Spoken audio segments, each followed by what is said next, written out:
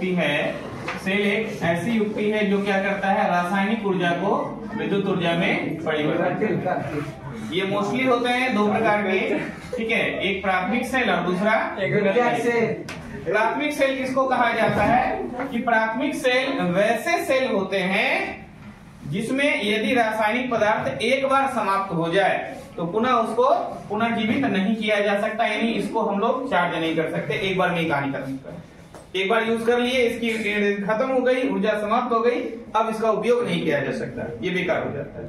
वहीं अगर हम द्वितीयक सेल की बात करते हैं तो इसमें क्या होता है कि यदि एक बार इसकी ऊर्जा खत्म हो गई तो पुनः फिर से इसके ऊर्जा को लाया जा सकता है, ठीक है, और बार बार जैसे चार्ज करते हैं तो हम इसको बार बार उपयोग में ला सकते हैं। हम मोबाइल फोन की बैटरी देखते हैं, है ना, बैटरी समाप्त हो रही है, क्या करते हैं, चार्ज में लगाते हैं और फिर क्लियर, फिर से वो उस तरह से काम करना चालू कर देता है, ठीक है। इसके उदाहरण में अगर हम लोग देखेंगे, इसके उदाहरण में आ जाता है लेक्लांचे का सेल, लेक्लांच सेल, ठीक है।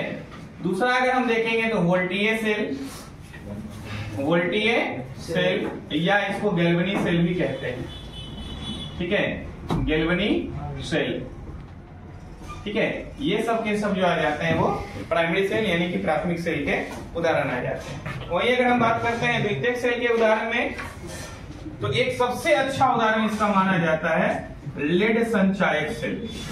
क्या है, लेड संचायक सेल। ये बात ध्यान में रखिएगा, कई बार ऑब्जेक्टिव में पूछा जाता है निम्नलिखित में कौन प्राथमिक सेल है या निम्नलिखित में कौन द्वितीयक सेल, ऐसे करके ये प्रश्न पूछा जाता है, तो वहां ध्यान दीजिएगा लेड संचायक सेल जो है वो द्वितीयक सेल का उदाहरण, ठीक है।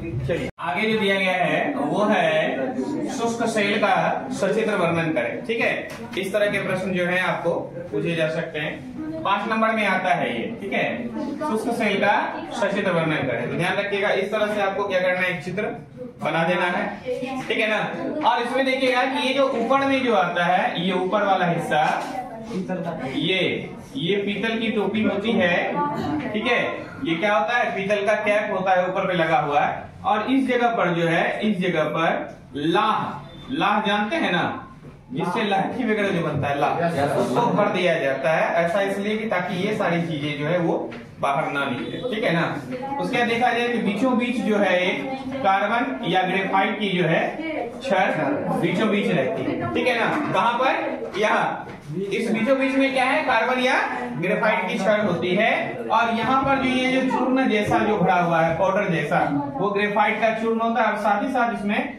MnO2 अर्थात मैग्नीज डाइऑक्साइड का मिश्रण भी होता है, ये दोनों इसमें मिला हुआ होता है इस जगह पे। बाकी अगर हम देखें तो ये जो जगह है, इस जगह पर लेप भरा हुआ होता है अमोनियम क्लोराइड का, ठीक है, किसका, अमोनियम क्लोराइड का लेप भरा हुआ होता है इस जगह पर, ठीक है ना। और ये अंत में नीचे में जो आता है जस्ता यानी जिंक का जो है प्लेट होता है, ठीक है, जो कि ऋण ध्रुव का काम करता है। इसका काम करता है, ऋण ध्रुव का काम करता है। ध्यान दीजिएगा, ऊपर में पीतल की टोपी है, यहाँ पर जो धन ध्रुव का काम कर रहा है वो कौन है, ये ग्रेफाइट, ठीक है। ये ग्रेफाइट जो है वो इलेक्ट्रोड का काम करता है, धन ध्रुव का काम करता है, और ये जो है नीचे में ये इसका क्या करता है, जस्ता का जो प्लेट है वो ऋण ध्रुव का काम करता है, ठीक है। साइड में अगर देखा जाए तो कार्डबोर्ड लगा हुआ है, साइड में कार्डबोर्ड लगा हुआ होता है, इधर भी और इधर भी, दोनों साइड में जो है बाहरी ओर से क्या लगा हुआ होता है, कार्डबोर्ड। हालांकि ये इधर साइड है, बाकी बाहर से ऊपर से जो इसको रैप किया जाता है,